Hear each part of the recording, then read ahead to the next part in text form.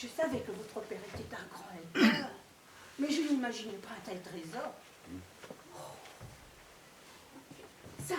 Ça c'est un beau livre. Le Comte de Monte Cristo.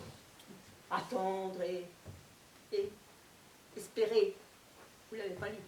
Non, j'ai pas le temps de lire des livres. C'est une magnifique édition. Et originale en plus. Et paraphée pour Adélaïde qui se reconnaîtra.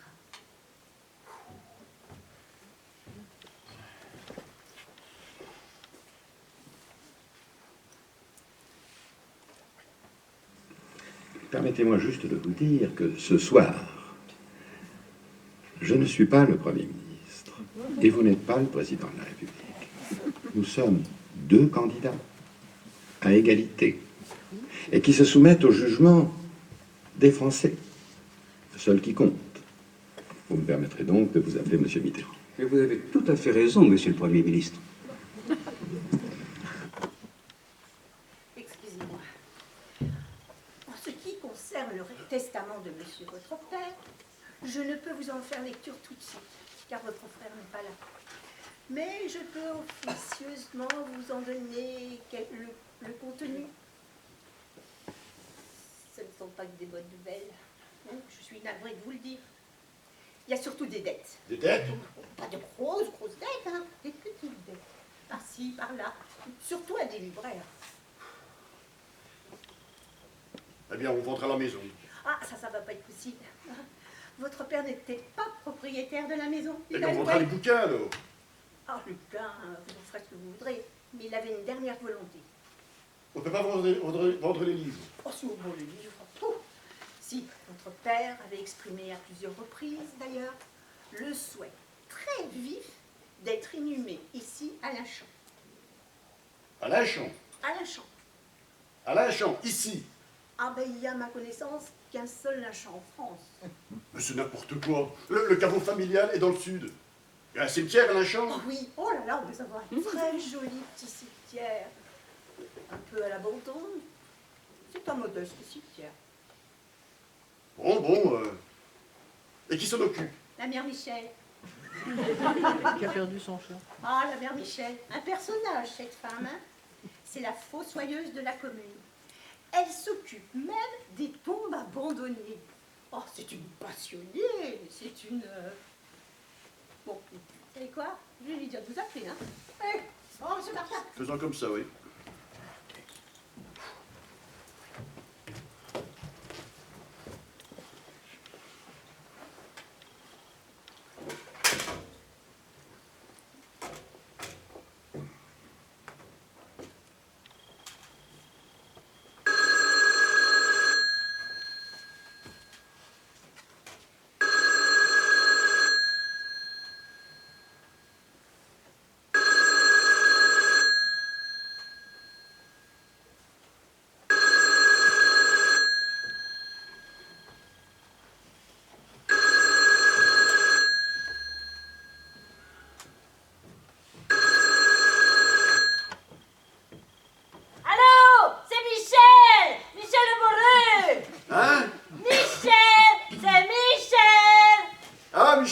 Michel?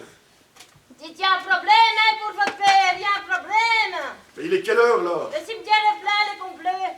Le cimetière est complet? C'est un petit cimetière, ça fait 50 tombes à peine. Et là, il n'y a plus de place. Putain, je fais comment, moi? Qu'est-ce que je fais? Écoutez, là, j'ai une solution. Rejoignez-moi au cimetière. Demain? Ah ben non, là, tout de suite, il pleut plus, là. C'est juste à côté de l'église. Mais il est quelle heure, là? Je vous y trouve. Putain! À tout de suite.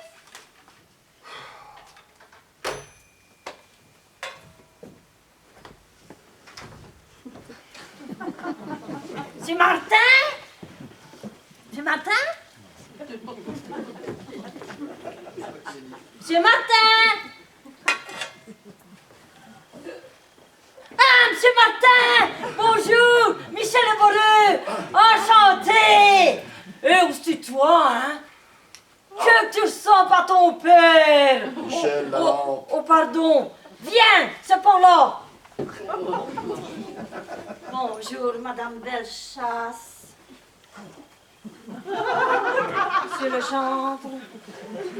Fais attention, ne marche pas sur madame Bellechasse, toi. Viens, c'est par là.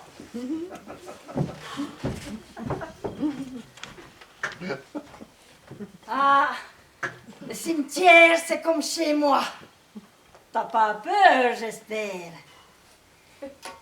Sais-tu qu'au 19e siècle, les cimetières, c'était des lieux de vie? On étendait l'âge, on faisait pousser les fruits, on y dansait, on y forniquait même. Les prostituées y amenaient leurs clients. Michel, C'est ton père qui m'a expliqué ça. À cette époque, les vivants étaient en harmonie avec les morts.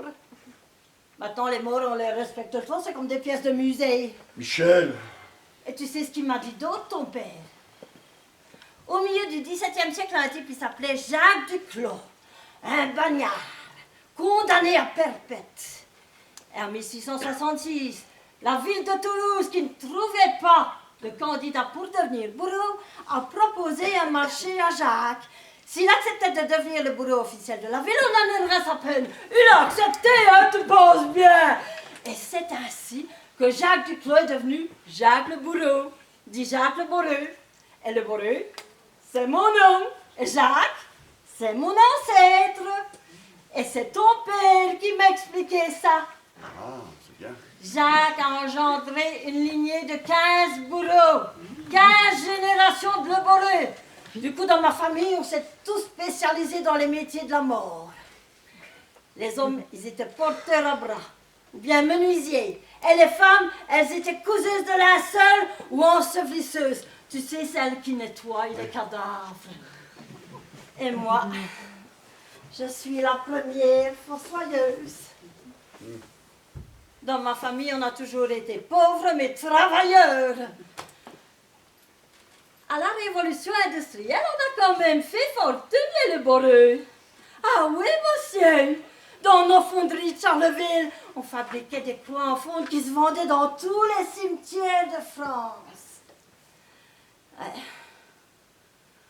Après, on a tout perdu, là. Qu'est-ce que tu veux? Et tout ça, c'est ton père qui me l'a expliqué. Moi, avant, dans les cimetières, j'étais perdue, hein. Ton père, il m'a permis d'accepter mon héritage et d'en être fier. Mon père était fossoyeur. Et moi, je suis fossoyeuse. Et fière de l'être, mon pote. Et ce soir, on va enfin pouvoir remercier ton père.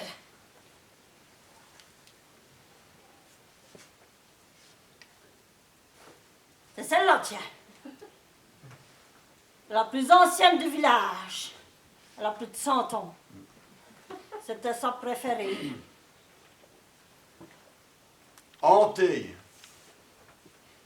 Antès. A-N-T-E-S. C'est pas un nom du coin, ça. Depuis le temps que je travaille au cimetière, je n'ai jamais vu personne déposer des fleurs sur cette tombe. Alors, qui que soit ce monsieur Antès, il n'a plus de descendants. Du coup, mon idée.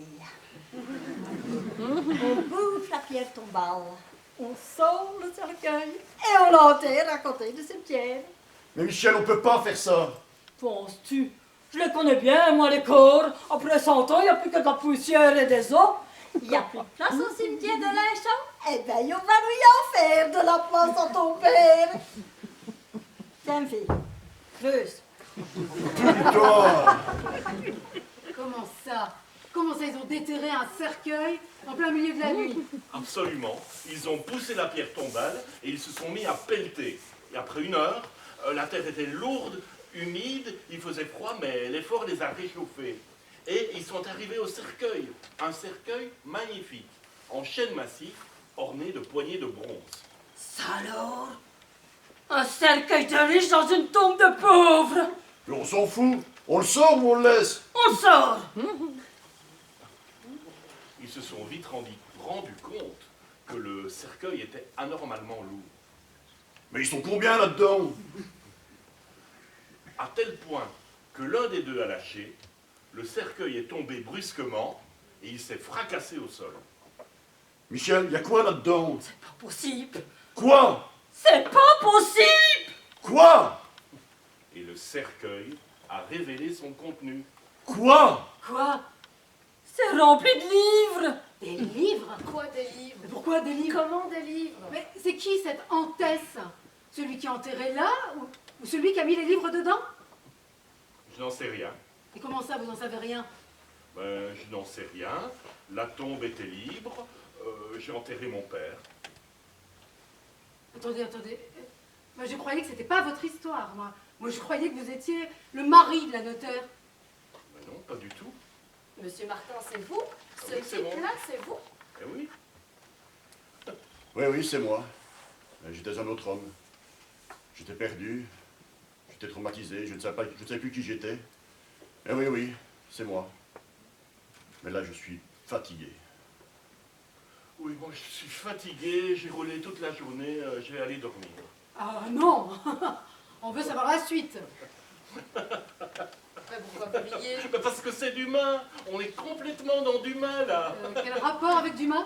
Eh bien, tout à l'heure, vous m'avez dit, on est très mauvais public, votre histoire ne nous intéresse pas.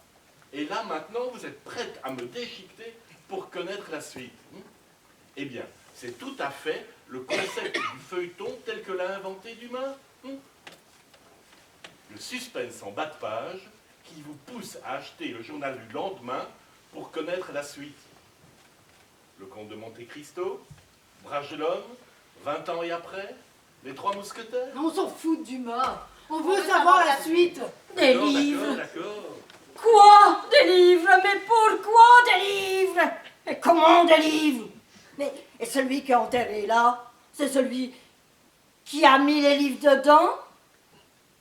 Mais qu'est-ce que j'en sais, moi? Mais les livres, tu vas les ouvrir? Mais j'en ai rien à faire, moi, des livres. Mon père vient de mourir, je suis en plein divorce, je suis en train de creuser une tombe au beau milieu de la nuit, en plein milieu d'une forêt ardennaise, dans la boue, à espérer qu'une seule chose qui ne se reconnaît pas à pleuvoir. Mais enfin, ces livres, ils ont plus de 100 ans. Ben, je suis pas dans les mythes et les histoires, moi. J'en ai rien à foutre des livres. Je me lève tous les jours à 6h matin pour découper de la viande. Et le soir, j'ai juste une seule envie, me mettre devant la télévision et de m'endormir. Parce que moi, j'ai le dos cassé, moi. Tu comprends, j'ai le dos cassé, moi. Alors quoi, on les jette? Prends-les si tu veux. Ah non. Écoute-moi bien, ma fille. C'est ton père qu'on va enterrer là. C'est ta tombe, c'est tes livres. Ok. On les met dans le coffre de la voiture. Ça marche.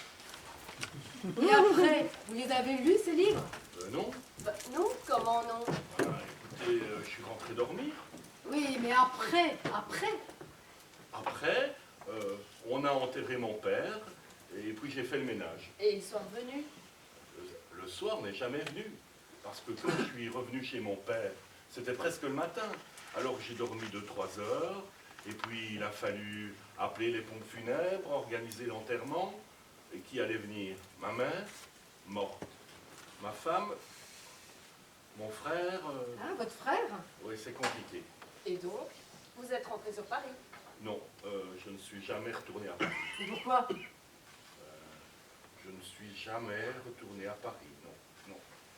C'était la nuit, il pleuvait depuis des heures, j'étais fatigué, au bord de l'épuisement. Alors, je me suis arrêté à une station-service, j'ai pris un bon petit café, et je suis retourné à la voiture. Et la voiture était pleine de livres, partout. On n'avait pas su mettre tous les livres dans le coffre. Il y en avait sur le siège passager. Alors, j'ai pris un livre au hasard. Ce n'était pas un livre. C'était un carnet manuscrit. Je l'ai ouvert au milieu. Et là, je suis rentré dans l'histoire. Enfin, nous touchons au but. La mort d'Abbès et Karim ne sera pas vaine. Devant moi se trouve la fontaine. Elle rayonne de simplicité. Plus tôt ce matin, nous nous sommes baignés dans le lac. Nous avons fait nos ablutions. Nous avons remercié le Tout-Puissant de nous accueillir au village. Les Français sont encore loin. Je suis sereine. Nous avons 3 jours devant nous. La fontaine est magnifique. La pierre est sculptée, des ornements simples et purs, Elle est surmontée d'une forme oblongue. Et en liseré, entourant le rebord, j'ai pu distinguer l'arbre calice. Nous avons longuement contemplé la fontaine. Puis, un homme sans âge nous a fait signe d'entrer dans sa maison. Il semblait nous connaître, il semblait nous attendre. Le trésor des Saxe-Bourville est ici.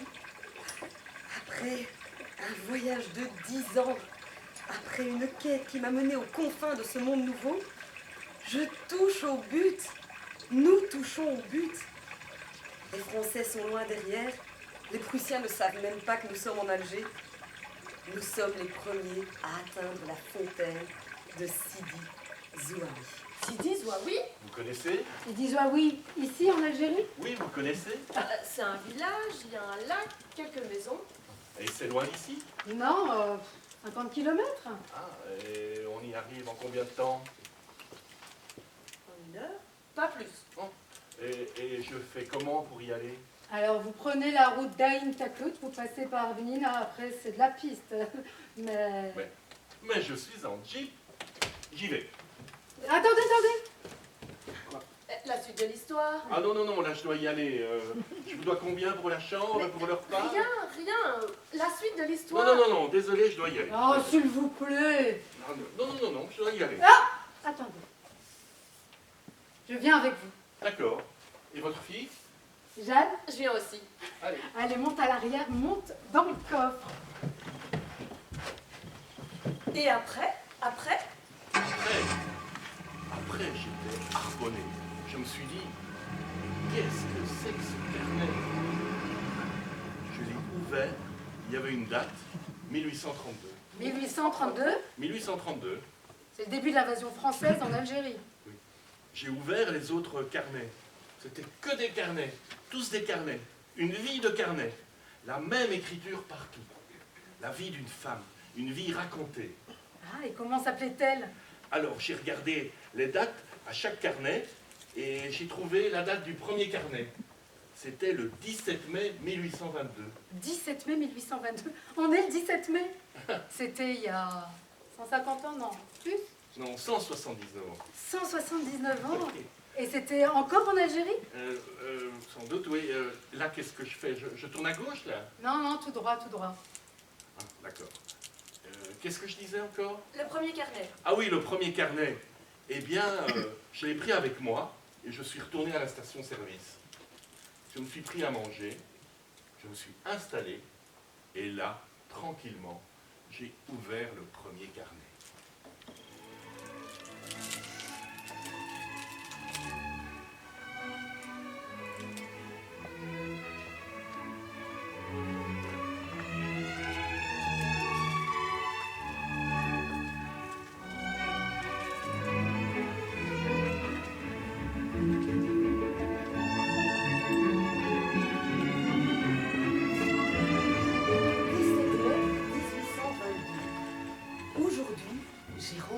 L'homme qui m'a donné envie d'écrire. Pourquoi maintenant? Pourquoi ici? Après tout cela semble évident. C'est ici que tout commence. C'est aujourd'hui, dans cette diligence.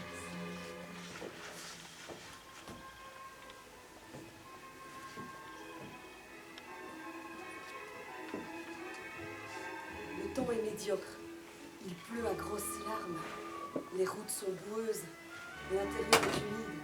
Mais mon cœur, enivré de tant de sensations nouvelles, fait des bonds majestueux et fait résonner ma poitrine si fort que je l'entends et cache mon trouble à grand-peine. Villers-Cotterêts! Villers-Cotterêts! Oh! Un homme est monté.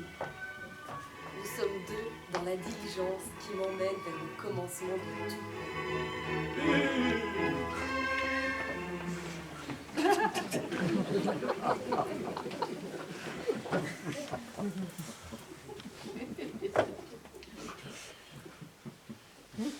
Vous allez trouver, cavalier, ce moyen d'entamer la conversation, mais je ne peux m'empêcher de remarquer que vous voyagez seul. Vous êtes fin observateur. Pardonnez-moi, c'est que je suis tellement heureux de voyager en compagnie d'une jeune femme que ma bouche parle avant même que ma tête ne lui ait donné la permission. Parler, parler, j'aime entendre. Eh bien, il y a beaucoup de gens dont la facilité de parler ne vient que de l'impuissance de se taire. C'est joli, mais ce n'est pas de vous. Non. Savinien Cyrano de Bergerac. Parfaitement. Et je rajouterai même que ce n'est pas de lui non plus, car Sénèque disait déjà, celui qui ne sait pas se taire, il ne sait pas non plus parler. Et La Fontaine de conclure, il est bon de parler et meilleur de se taire. Mais si tous font tant d'éloges du silence, pourquoi est-il si bon de parler? C'est un vaste sujet, monsieur, sur lequel j'ai, si vous le permettez, une théorie que j'ai eu loisir de développer. Oh, mais rien ne me ferait plus plaisir que de l'écouter. Ma théorie est simple. La vie est un récit. Poursuivez. La vie est un récit. Et chaque vie, chaque récit sont eux-mêmes composés de plusieurs récits, d'une multitude, d'une infinité de récits. Tout est fiction. Tout? Tout. Et en ce monde, celui qui détient l'information, celui qui détient les clés du récit, celui qui sait mieux qu'un autre raconter une histoire, devient le maître. Peu importe les titres de noblesse et les privilèges, l'homme qui raconte bien peut lever des armées et embraser des nations. Embraser des nations. Un jour viendra, vous verrez, où l'information sera totale et immédiate. Un jour viendra où l'information, l'être humain sera noyé par un flot incessant d'informations et de récits, car il sera relié à tous les êtres humains de la Terre. La presse remplira bientôt cet office. Et qui contrôlera la presse, contrôlera le monde. Pensez, s'il existait quelqu'un capable de raconter des histoires si extraordinaires qu'un chapitre seulement paraîtrait chaque matin, et que ce chapitre serait si passionnant qu'il faudrait acheter le journal suivant pour en connaître la suite. Et on serait alors lié aux nouvelles que colporterait ce journal. Et l'on pourrait faire croire n'importe quelle aussi aux hommes. Et les hommes iraient jusqu'à prendre les armes et s'entretuer. Car lorsqu'ils veulent être libres, ils n'ont d'autre choix pour faire entendre leur voix que de tuer et de mourir. Vous voilà bien sombre. C'est que je porte des siècles de douleur et c'est un lourd fardeau. Mais vous, qui êtes-vous? Quel âge avez-vous? Vous montez à Paris pour la première fois? Ma foi, beaucoup de questions d'un seul coup. Eh bien, je suis... mais fort peu de choses, à vrai dire. Fils de général d'armée à la brillante carrière militaire, je ne suis qu'un petit sot de ruisseau. J'ai 20 ans et je monte à Paris pour y être clerc de notaire. Et pourquoi pas écrire moi-même un vaudeville ou deux? L'ambition ne vous dévore pas? Oh, en faut-il un homme pour être heureux? Vous devez bien nourrir en vous au moins une passion dévastatrice. Peut-être. J'aime... Vous allez penser que je dis ça pour vous plaire. J'aime raconter des histoires. C'est drôle, effectivement. J'étais moi-même un piètre aventurier, mais j'aimerais faire voyager des centaines